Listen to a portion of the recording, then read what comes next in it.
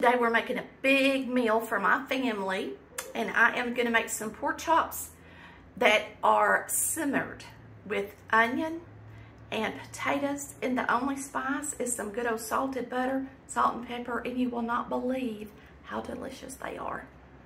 Let's get started. All right, we've got 2 pans with butter, and the first thing we're going to do is sear our chops. Turn them on high.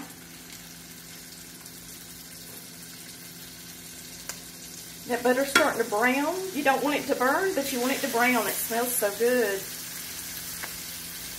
So we're going to put many in here that'll fit. We're going to time it for a couple of minutes.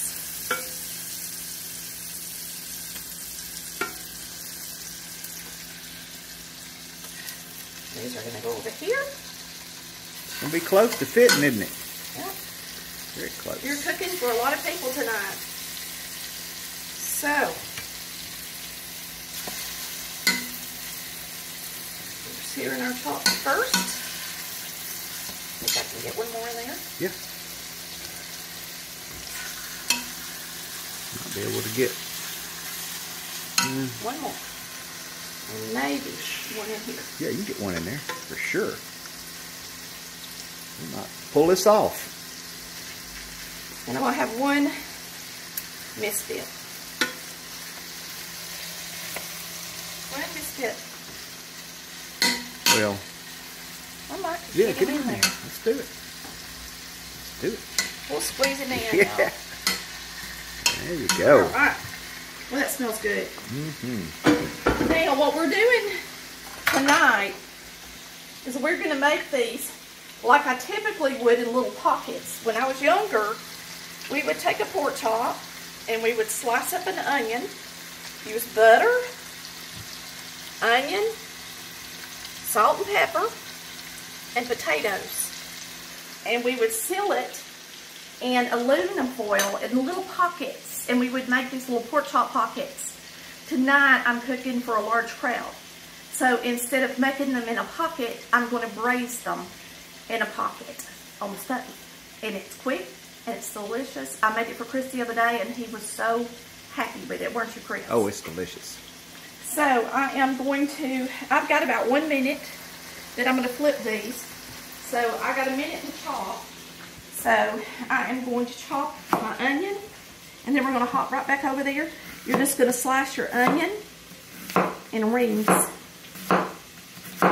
And these flavors, though simple, make the absolute most delicious pork chop you've ever put in your mouth. Okay, let's come on over here. I'm going to flip these. And I'm just going to start with what I started.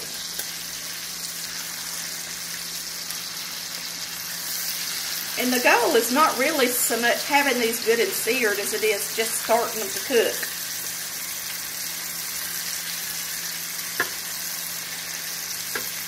Because the pork is going to help flavor your onion and potato. So let's get these onions in here.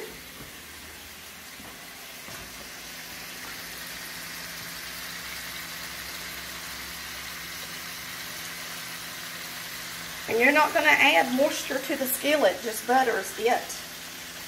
So right now, the most the skillet's got in it, I used to stick a butter between the two and had some left. And I'm going to go ahead and add some butter. Then once the potatoes go in, we'll salt and pepper them really good too. So, one key is that you do season it well with salt and pepper. And let it slow cook if you want to do it that way. But braising does lock in the moisture, and it is like slow cooking as well. So there's going to be some moisture coming off the onion and the potato as well. Now when you slice your potato, it's got a lot of starch on it. You want it to be pretty thin because you want your potato to get done. Okay, what we're going to do is I'm going to take these chops and we're actually going to put them on the top of our potatoes and onions. And they will finish cooking. We're going to put a lid on this, and it's going to cook for a while. So that's a good many onions. You want a lot of onions, okay? You really do. Now add a little bit. You could never have too many.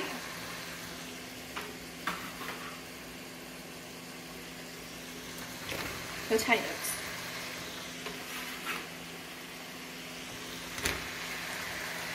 A good layer of potatoes. And we're going to salt and pepper these so that they're good and tasty.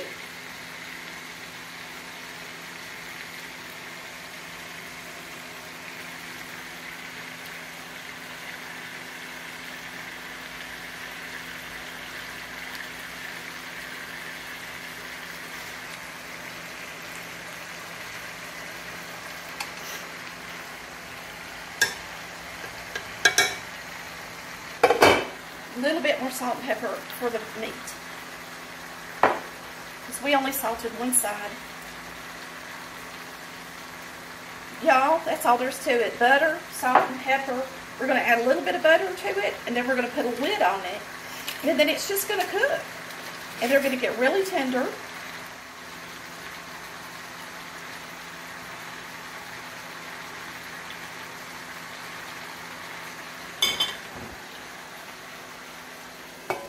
That's all there is to it. You're going to turn it. Now that you've had it up on high for a minute and that glaze has started in the bottom, you're going to turn it down to about 3 to 4, and you're just going to let it cook until they're nice and tender. And we're going to do the same thing with the other pot, and that's all there is to it. Y'all, it's the best stuff you've ever put in your mouth. Right, we got homemade pintos, good old dry beans, good old cornbread, slaw, tomatoes and onion. And over here, this is our pork chops with potatoes and onions. And I just want to give it a try right quick for you guys so that you can listen to how delicious it is. I'm going to get me a spoon, Daddy.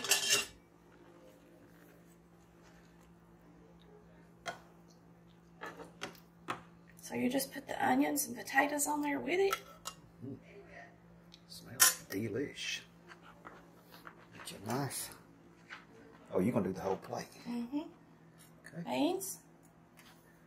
We're having a family party and the family is coming in, so we're just doing a quick taste test for y'all. And then it's family time. So here's our pork chop. They're nice and tender. The longer you let them sit in there and cook, the more tender they'll be.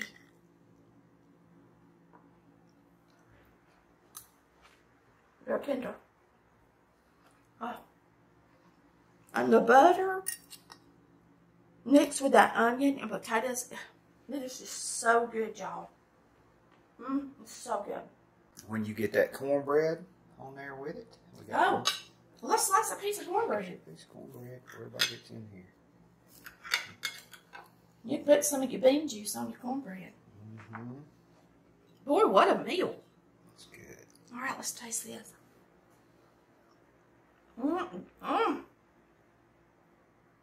Now that's cooking like Mama did.